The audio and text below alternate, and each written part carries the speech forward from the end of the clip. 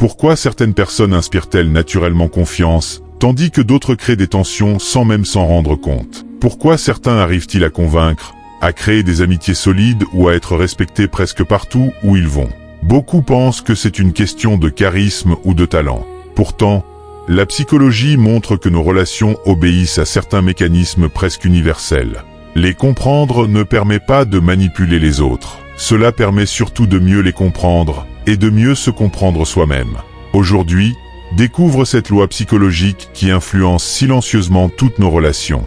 La dernière est probablement celle qui transforme le plus la manière de voir les autres. 1. Les gens se souviennent davantage de ce que tu leur fais ressentir que de ce que tu leur dis. Tu oublieras peut-être les mots exacts d'une conversation, mais tu te souviendras longtemps de la façon dont cette personne t'a fait sentir. Respecter, écouter, humilier ou ignorer. Chaque interaction laisse une empreinte émotionnelle. Avant de chercher les bons mots, demande-toi: quelle émotion vais-je laisser derrière moi? 2. Les personnes cherchent d'abord à être comprises. Lors d'un conflit, beaucoup veulent immédiatement prouver qu'ils ont raison. Mais une personne qui se sent incomprise écoute rarement les arguments. En revanche, lorsqu'elle se sent réellement écoutée, sa résistance diminue. Une phrase comme « Je comprends pourquoi tu vois les choses ainsi » ouvre souvent plus de portes qu'un long débat. Comprendre n'est pas forcément être d'accord. C'est reconnaître que l'autre a une logique, même si elle est différente de la tienne. 3. La réciprocité influence presque toutes les relations. Lorsqu'une personne reçoit de la gentillesse, du respect ou de l'aide, elle ressent souvent l'envie de rendre l'appareil.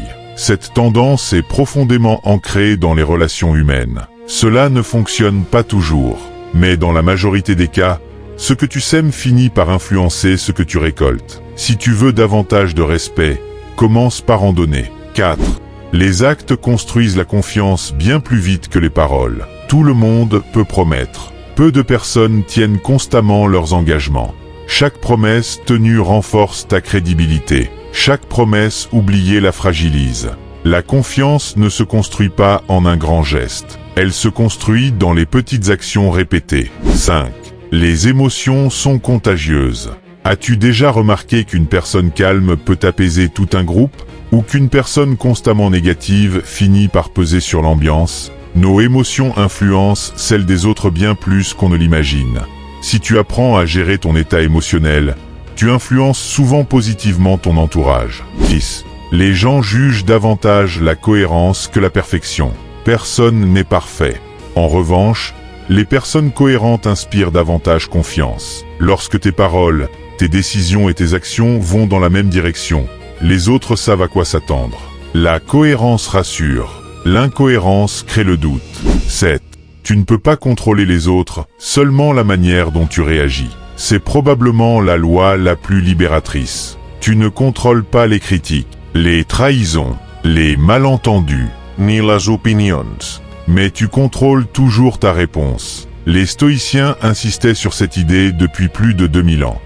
Ta paix intérieure dépend beaucoup moins du comportement des autres que de la façon dont tu choisis d'y répondre. C'est là que commence la véritable liberté. Les relations humaines ne reposent pas uniquement sur la chance ou le hasard. Elles sont influencées par des mécanismes psychologiques que nous expérimentons tous, souvent sans nous en rendre compte. Si tu retiens une seule idée aujourd'hui, retiens celle-ci. Tu ne peux pas contrôler les autres, mais tu peux devenir le type de personne avec qui les autres aiment construire une relation. Et c'est souvent ce qui change une vie. Quelle loi t'a le plus fait réfléchir? Dis-moi son numéro en commentaire. Et si tu veux découvrir comment la psychologie, le stoïcisme et les habitudes peuvent transformer ta façon de penser et d'agir, abonne-toi à Force et Sérénité.